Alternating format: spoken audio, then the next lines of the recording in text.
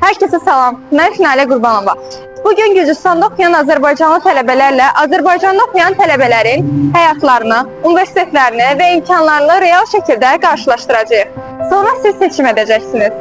Hansı universitetdə təhsil almaq daha rahatdır? Gəlin ilk öncə imtahan sisteminə başlayaq. Azərbaycanda universitetə qəbul din vasitəsilə aparılır. İmtahanlar bloklar üzrə olur. İxtisasa uyğun fənn sayı 5 və ya 6-dır. Gürcüstanda ya 4 fəndən ya da 2 fəndən imtahan aparılır. 2 fəndən imtahan verən tələbələr ümumilikdə 5 il oxuyurlar. İlk ili Gürcü dilinin öyrənilməsinə üstünlük verilir. Azərbaycanla nisbətən Gürcüstanda təhsil sistemi daha sadə və az stresslidir. Aylıq xərclər. Gürcüstanda kirayə evlərin qiyməti 400-500 dollar arası, 750-1300 lari arası təşkil olunur. Azərbaycanla müqayisədə Azərbaycanda daha az xərc, ancaq Gürcüstanda tələbələr üçün daha çox iş imkanı var.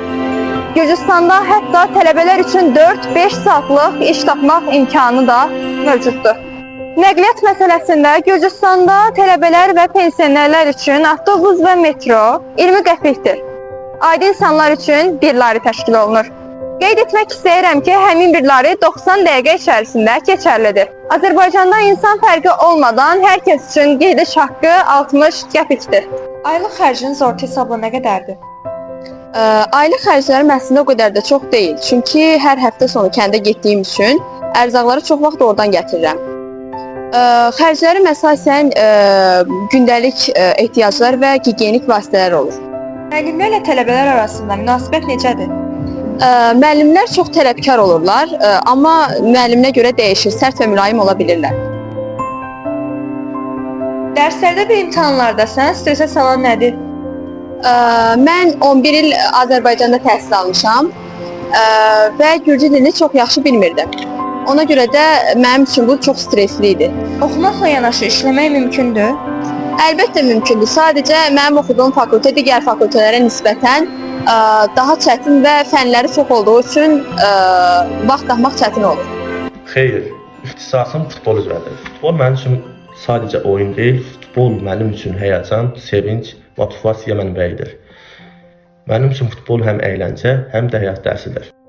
Bəli, mümkündür. Özəlliklə bizim universitetdə buna çox şərait yaradılmışdır. Bu məsələdə tələbələrə universitetlə yanaşı müəllimlər də yüksək səviyyədə kömək edirlər.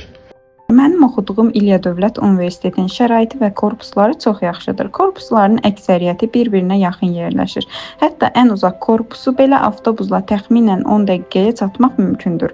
Bu universitetimizin ən böyük üstünlüklərindən biridir. Çünki bir çox universitetlərdə korpuslar bir-birindən çox uzaqda yerləşir. Şəraitə gəldikdə isə məncə burası tam əsl universitet mühitidir. Tələbələr üçün hər cür imkan yaradılıb. Mən şəxsən universitetimizin şəraitinə baxanda daha da həvəslənirəm və dərslərimə daha motivasiyalı yanaşıram.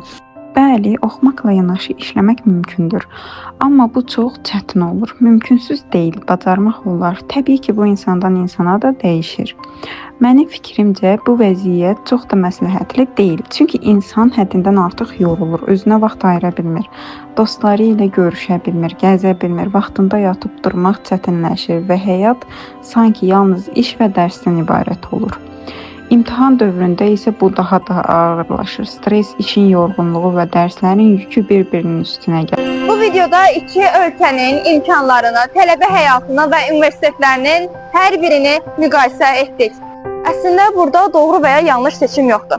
Əsas olan şey sənin imkanların və gələcək xəyalındır. İndi isə sual sizdədir. Siz bu sözü gedən iki ölkədən hansında təhsil almaq istəyərdiniz?